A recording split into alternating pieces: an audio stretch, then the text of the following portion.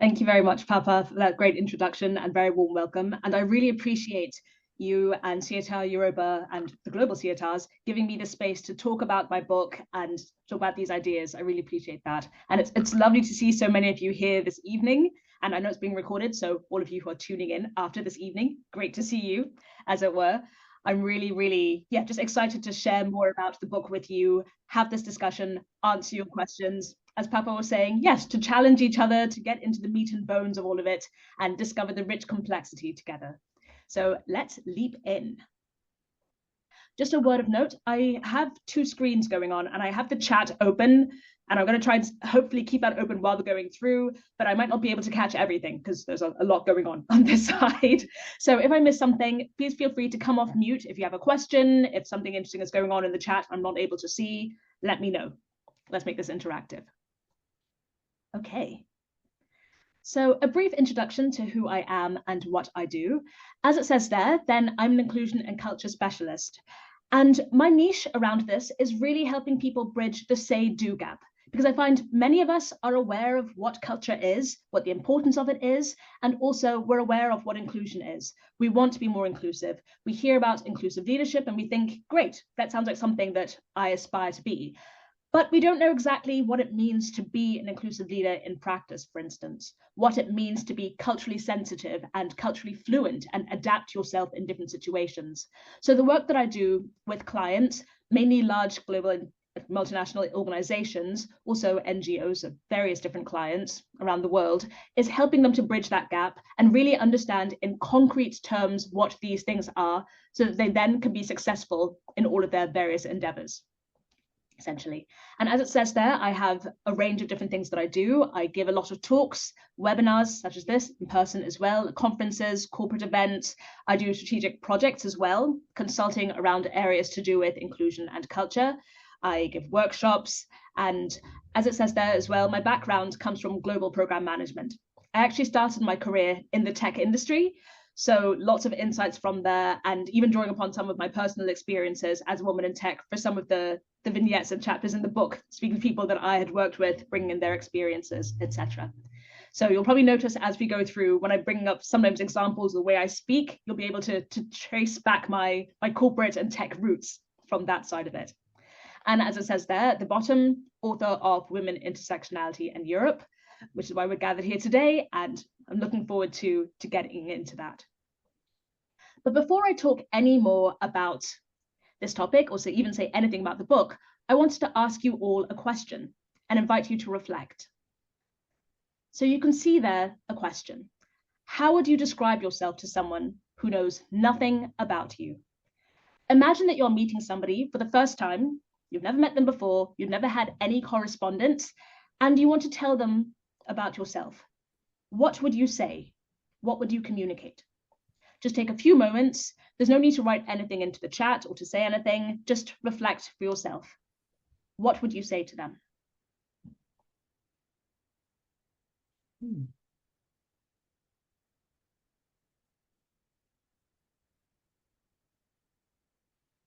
I imagine that whatever your answer was, and it will be different for all of us, it might look something like this, or engage many aspects of what you see on this image here. Your answer probably wasn't just one thing, for instance, just your gender, or just your age, or just where you live. It was probably 3 things, 4 things, 5 things, maybe even more, bringing together the different parts of yourselves, showing that identity is exactly like this. There are multiple parts that make up each of us, that constitute who we are. And each of them are very important to form the whole. We can't be reduced to maybe 1 or just 2 parts of it. All of us matter in the context of who we are. That is how our identity works. And so, for instance, when you see me here on this webinar, then you relate to me as the sum of all of my parts, not just as an author, not just as a woman, not just as somebody with dark skin, not just as somebody who wears glasses. I am all of these things, and you relate to me like that. And the same when I correspond with each of you. I relate to you as the sum total of all of your parts. And this understanding, this framing of ourselves in terms of identity and the layers of identity is very important to understanding what intersectionality is and why it is so important. Because this is, in a nutshell, what intersectionality is all about. And I wanted to start with this because one of the questions I get very often when I talk about the book, mentioning it to people is, oh, great, as the first reaction. And then what's intersectionality? So I wanted to make sure we're all on the same page and just start from this framing. So as it says, intersectionality is a framework. It's a lens for viewing society. And it looks at the fact that we all have multiple parts of our identity, just like we looked at when you were thinking about how you would introduce yourself to somebody. It looks at those parts of identity, how they overlap and how they intersect to form unique types of experiences. So that is why there is a range of different experiences that we all have. This is why we don't all have the same common experience. And a key part of my book, Women, Intersectionality in Europe, was bringing this to life, showing that here in Europe, women do not all have the same experience. We go through different things, we have different points of view, we have different expectations, behaviors, norms, etc., because of our different backgrounds, different parts of our identity and how they intersect. The term intersectionality was coined in 1989 by Kimberly Crenshaw, a legal scholar from the US. And it's all about looking at, well, the way she was looking at it was looking at the intersection of gender and ethnicity, looking at experiences in the American legal system of Black women and law cases that they were going through and seeing how the law was not recognizing this joint type of discrimination on terms of gender and ethnicity, how the law was only looking at each identity market in isolation, and how, in fact, the experiences that the women were going to court to fight against were caused by the intersection. And I wonder if any of you here have seen the film Hidden Figures, a film that came out probably about 6 or 7 years ago, looking at the experiences of Black women working in NASA in the 1960s, when the space race was going on, trying to send a man to the moon, all of that fun stuff going on. And in that film, you can very clearly see the impact of identity on the experiences of the employees. It's very, very stark in the film. You have men working at NASA, and they have a certain experience in terms of the jobs they're able to have, the status that they hold in the organization. Then you have women, and you have white women and Black women. And you see very clearly in the film how their identity, in this case, their ethnicity, how that overlap forms specific experiences going through the organization. In one scene, for instance, it's very clearly laid out when some visitors are coming to view all the staff working at NASA, and the organization, or the organizers at NASA, literally line everybody up to say hello to the visitors based on identity. So you have the cluster of men standing together, you have the cluster of white women standing together, the cluster of Black women. So I think it's a very interesting film, if you haven't seen it already, to really show about how identity works in these ways, how these different parts of who we are overlap and create these types of experiences that can impact and shape in certain ways how we move through life. So before I talk about the content of the book, I'd love to share with you a little bit about my why. Where did this idea come from and how did it begin? For one thing, I feel like, as with a number of things in the way I work in my life, really, it's almost no surprise that I ended up at this point when I look at my background. My background, as some of you may already know, is very cross-cultural. I live in Brussels, which research has shown is, after Dubai, the most multicultural city in terms of nationalities in the whole world. So little Brussels has that. It has EU institutions, lots of things going on for Brussels, but that is one thing that not many people know, actually. It's extremely multicultural. And so when we are here moving through, very often the question, where are you from, comes up, because so many of us come from other places to Brussels. And for me, where are you from has always been one of the most challenging questions to answer, because my path to get to Brussels has not been very linear. I was born in the US, so I'm American, lived there for the first almost 6 years of my life. And my family is from Zimbabwe. So from the very beginning, I was living in America, in Washington, D.C., to add more complexity, to a family that was Zimbabwean. So I knew that there was this multiple part of my identity. Then we moved to the UK, lived there for a few years, then moved to Zimbabwe, then moved back to the UK. Now I live in Belgium. So when anyone asks me where I'm from, I feel like I have to draw them a map, basically. And I feel like I've never had the privilege of thinking about my identity in terms of where I'm from, my nationality, in singular terms. It's never been, this is who I am, this is where I'm from. For me, it's always been and. I'm this, and that, So you can probably see already, linking into what I was talking about intersectionality, not looking at parts of who we are in isolation, looking at how they all intersect and overlap and how that forms who we are and the experiences that we have. And I find particularly interesting, in culture, we tend to talk a lot about nationalities and countries. Norms about Dutch people tends to do this, and maybe French people do this, Zimbabweans do this.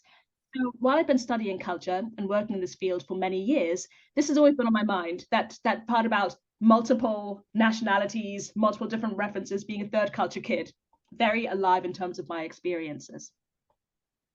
So I think that gives, first and foremost, some clues as to how I started researching for this book and why these ideas spoke to me on such a personal level.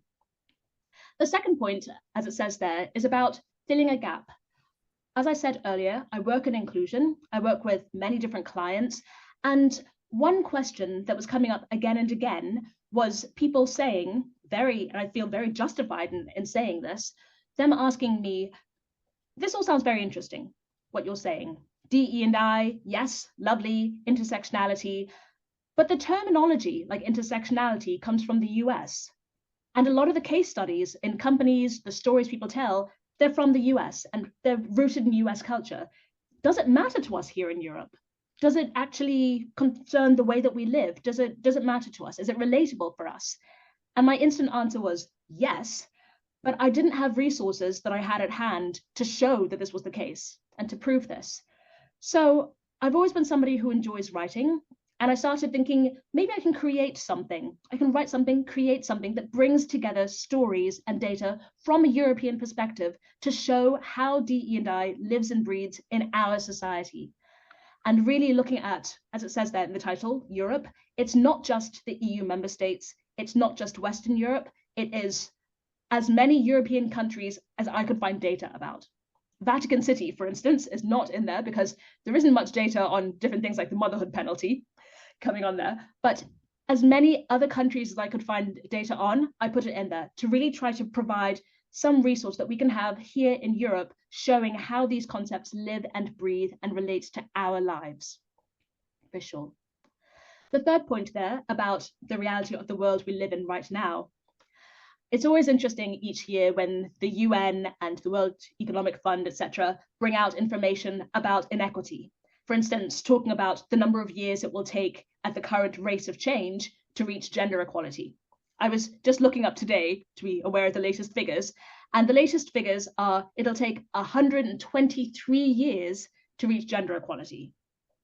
And in fact, interesting fact, maybe not fun, but interesting fact, last year it was 132 years. So there has been progress since last year. Now it's 123 years, but still, this is generations from now. This is not during any of our lifetimes.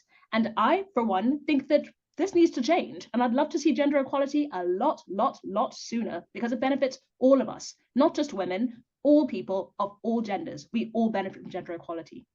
So thinking about that and my passion for wanting to create a more equal society, that was part of the purpose behind writing this book, recording these stories. I didn't have a crystal ball when I was writing this last year. I wrote between June and December 2024. I sat down and recorded everything. I didn't have a crystal ball. I couldn't tell that we would be living in the times that we are living in now, in 2025. But I feel that what we are going through now makes these stories even more important and makes it even more important to have a European perspective on DE&I and see how we, through our societies, can move forward and make progress together. So yeah, part of me feels like this story, I felt like it always needed to be told, but I feel like perhaps now more than ever, it needs to be told and can really be of use. So what is the book about? Let's talk about that. An analogy I use throughout the book is turning on the lights, because there is this rich complexity.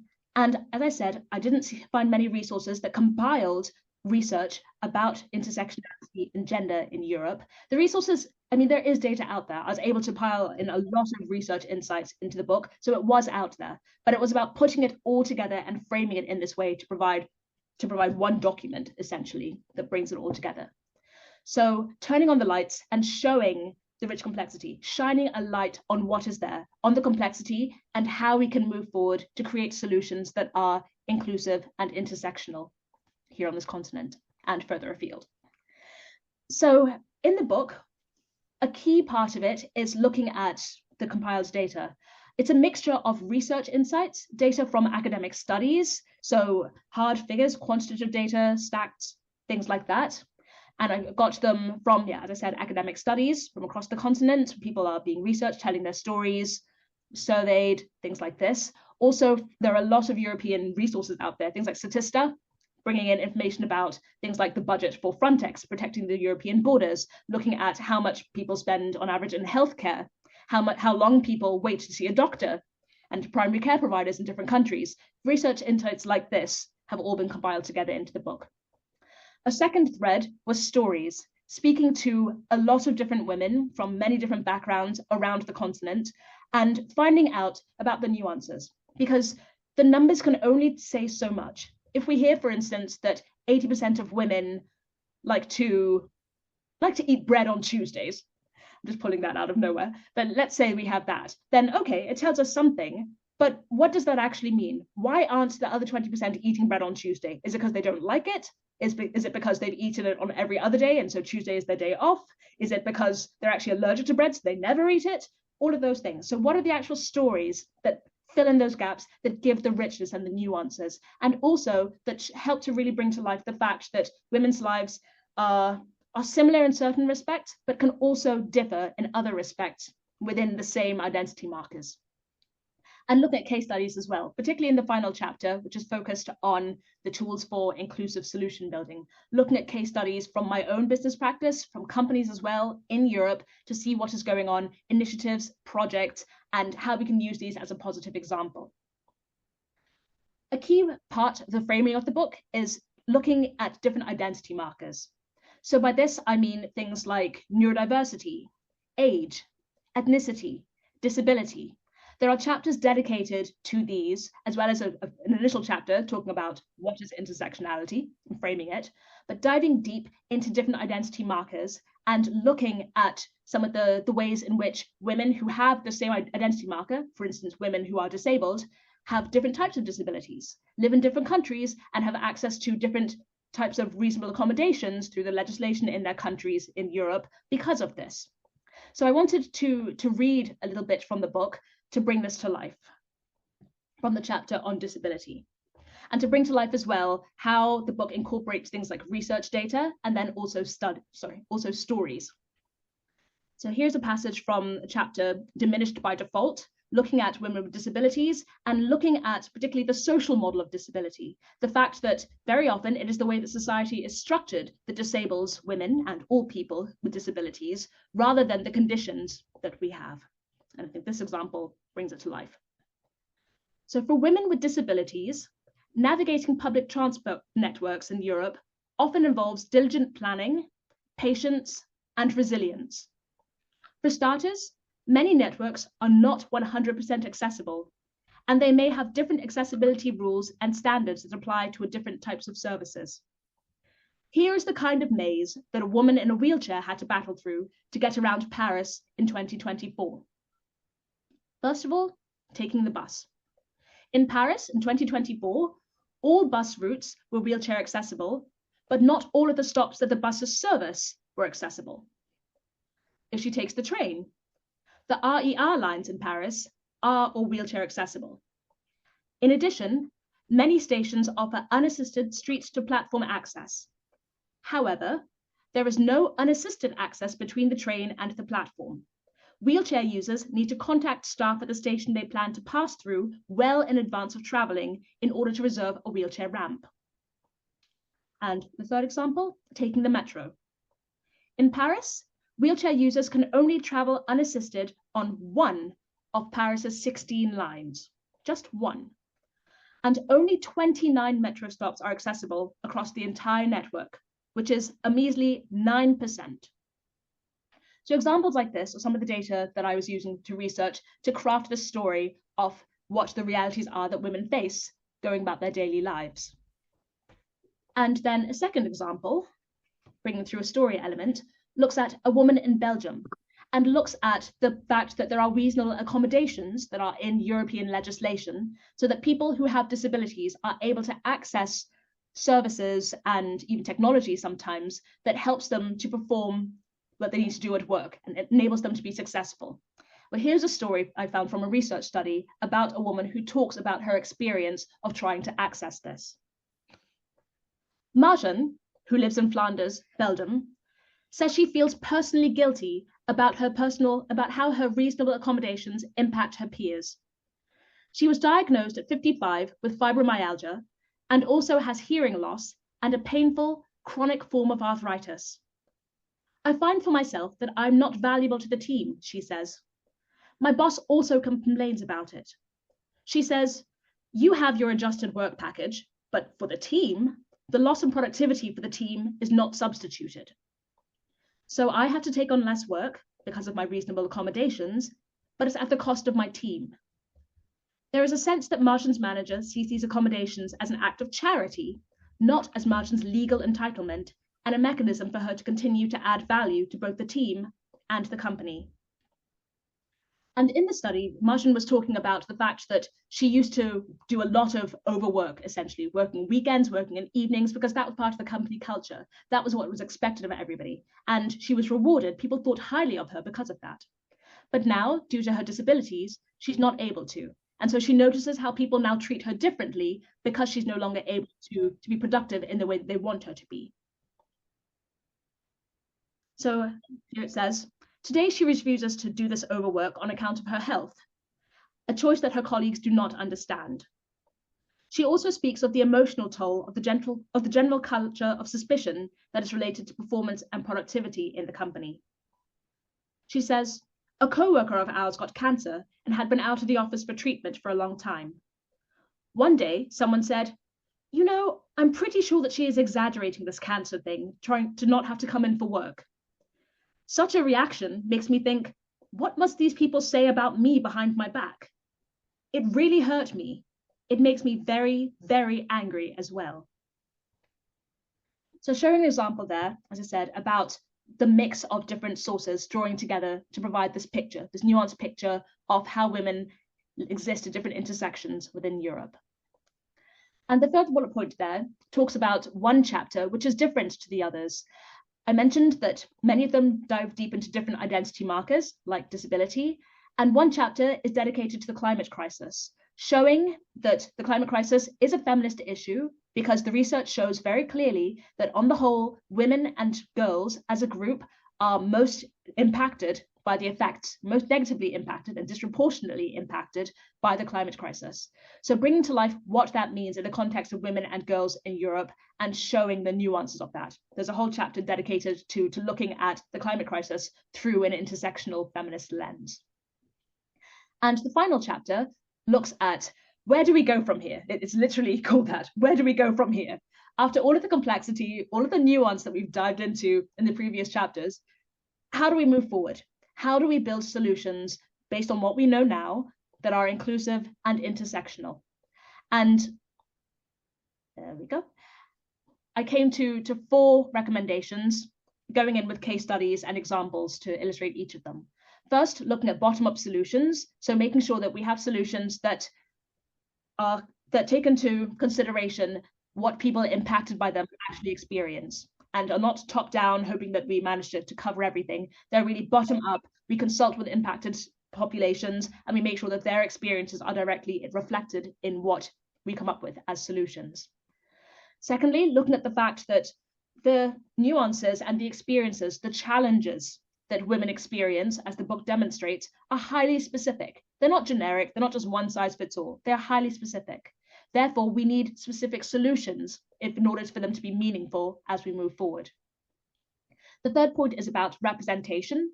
And one thing I look at in the book, particularly in the chapter about the climate crisis, is the chronic underrepresentation of women when it comes to European Parliament, national parliaments, looking at, in general, leadership positions, even local politics, really chronic underrepresentation and the negative impact of that. So looking at how we need to improve representation and how we can do that, and also making sure that we enable meaningful participation. It's not enough to say, for instance, I set up a survey, everyone sort of responded. It's like, well, did you tell people about the survey? How did you tell them about it? Did you give them enough time to respond? Did you make it available online and offline? Did you, all of these different things so we can encourage participation and make sure that we get the representation we need. And the final point about data is looking at the fact that we need more data.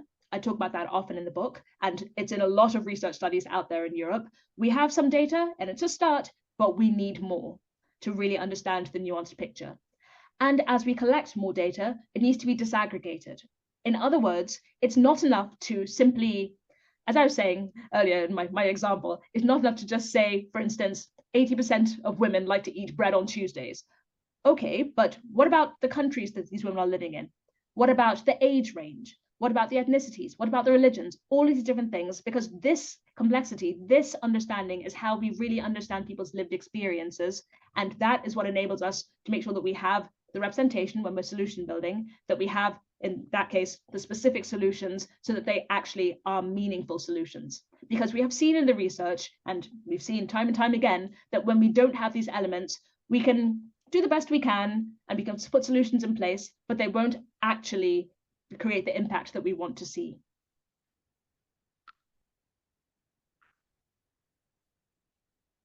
Now I'd like to say a little bit about intercultural theory, which, as somebody who works in culture, and it's a huge, huge passion of mine, was very much in my mind as I was writing, going through and drawing pieces of information together. And one key intersection, should I say, that I found, intersection point for intercultural theory and intersectionality, was looking at some of the opposition, some of the critique that comes around intersectionality, and seeing how intercultural theory can help us to combat that and think in different ways. So I wanted to share one example about that. And also just to say, another example before I share this one was in one of the chapters where I look in depth about motherhood, then it was very interesting looking at the occurrence of maternal loneliness in Europe.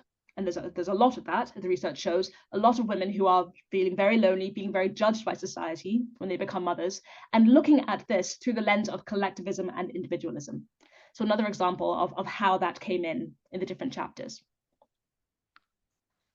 The one critique that I discuss in the final chapter is the fact that people can say that they are opposed to looking at things through an intersectional lens, partly because it's far too complex, but also because it focuses too much on difference, and that we instead need to focus on similarity. And we need to look at the things that connect us all together, our shared humanity, rather than focusing on the differences and looking into that. And I think that is a fair point. Similarity and shared humanity are very, very important. It is very important, I think, particularly with what we're going through right now, the way the world is, society, to focus on that element of we are all humans, we are all worthy of respect, dignity, love, feeling valued, all of those things. So very important. At the same time, it's very important to acknowledge that we don't all have the same experiences in life.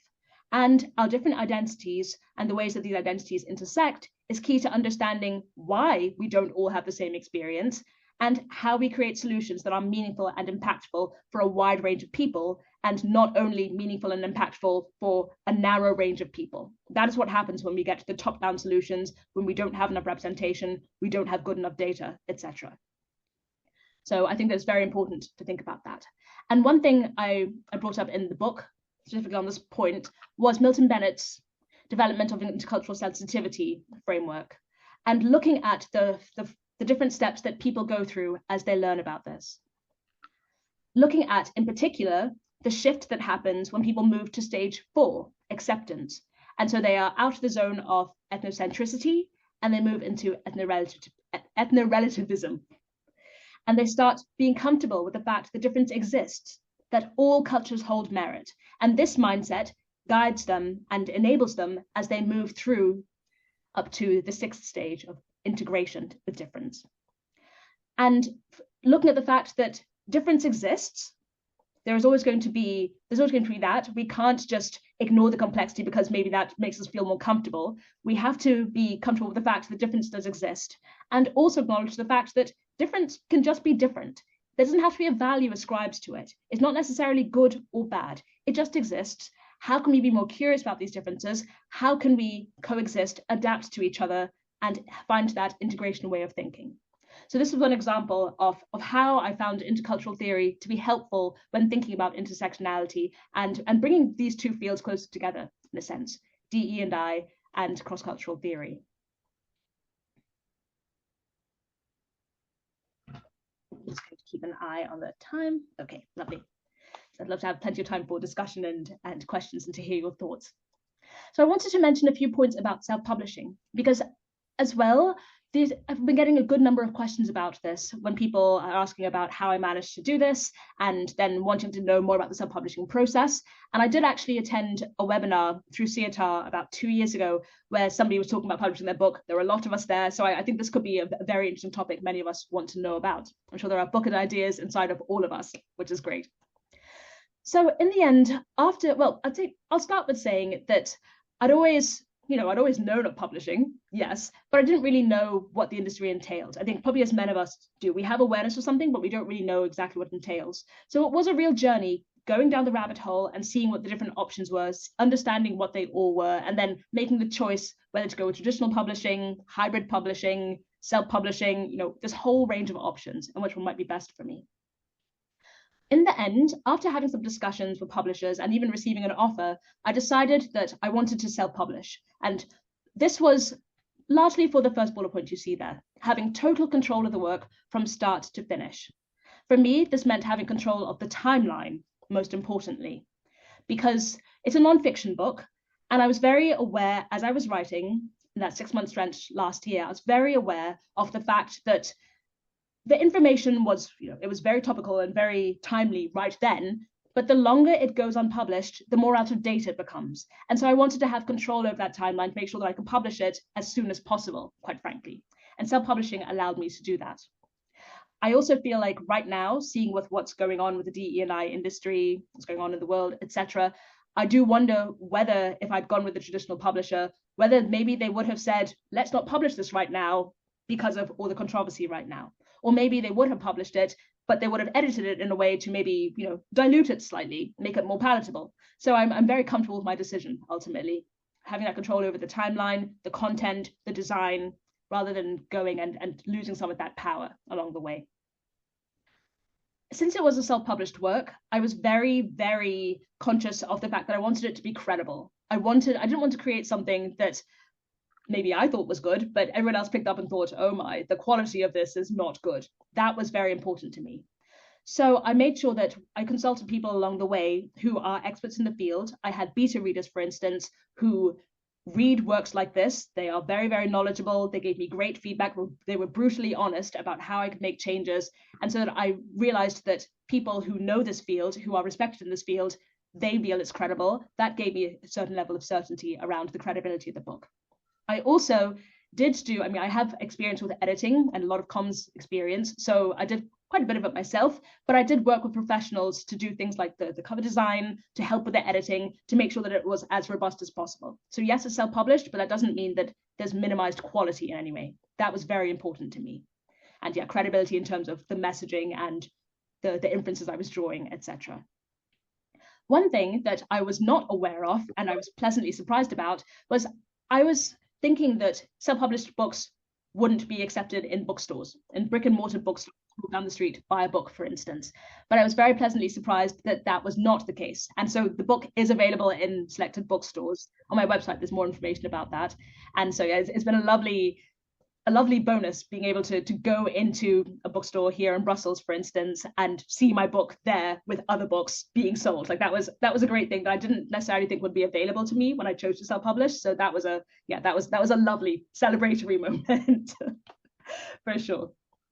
And yes, self-publishing does mean upfront investment, but from my research, I understand you have more control over exactly how much you invest than you would with hybrid publishers, for instance. That's a whole other area. Happy to discuss further if people have questions. But you do get 100% of the royalties, really. And so, of course, there will be some royalties that come with publishing via certain platforms, like using Kindle Direct Publishing, Ingram Spark, etc. But you have a lot more control over this and a lot more say than with other publishing methods. So I do believe self-publishing is becoming more and more popular, and is becoming more and more credible. And I think that is a great thing. So democratizing access in this way.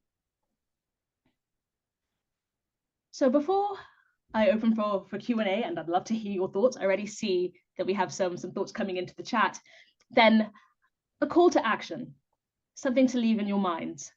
This is a quote from the book, "The lights are on in this house, and let's keep it that way." As I mentioned, I use this analogy of turning on the lights, of shining a light on the complexity, on the nuances of gender and intersectionality, identity here in Europe.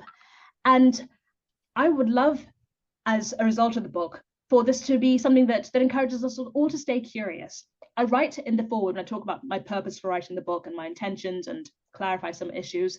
I talk about the fact that my expectation was never to write the definitive guide about women in Europe and identity. That would never be possible. One book can never provide the definitive guide to anything, put it that way. And so this, in some ways, is filling that gap, as I said, is providing a resource that previously wasn't there. So that's something. And also it's scratching the surface on some things. In some areas, I go deep. In other ones, I make a mention of things. There's only limited space, of course. And so it's an invitation. Let's stay curious together. Let's do more digging together and keep adding to our collective knowledge and be on this road. Let's keep the lights on. Let's keep also creating connections between the fields of intercultural theory and DE&I. I'm really excited at the prospect of just hearing the ideas that come out of perhaps reading the book, talking about these ideas, seeing what others create as well, and progressing these ideas, getting even more data about here in Europe and understanding the context even better. And one thing that I write in the final chapter, and an ethos that I really bring to the work that I do and I encourage others to bear it in mind, was a quote by Maya Angelou that says, "Do the best you can until you know better. Then when you know better, do better." I love this because I feel that it really encapsulates the fact that we're all on a journey, we are all learning, we all make mistakes, we are all human, but there's that view in mind about making progress, about staying curious, staying open, learning, staying adaptable, flexible, all of those good things. And as we learn more, moving forwards together and doing better. So that's the final note I wanted to leave you with. And I'm just going to put this up on screen to say thank you so much for coming. I'm really honored and privileged to speak with you all about this. Really, really happy to share this. There are my links. If you are, well, QR codes. If we are not connected on LinkedIn, then please let's connect and keep in touch. And also, if you have not yet got your copy of Women, Intersectionality and Europe, then if you scan the second QR code, then there are links there about where you can find it in paperback form, both online and physical bookstores, and then also ebook on Amazon Kindle and for Kobo. So thank you very much.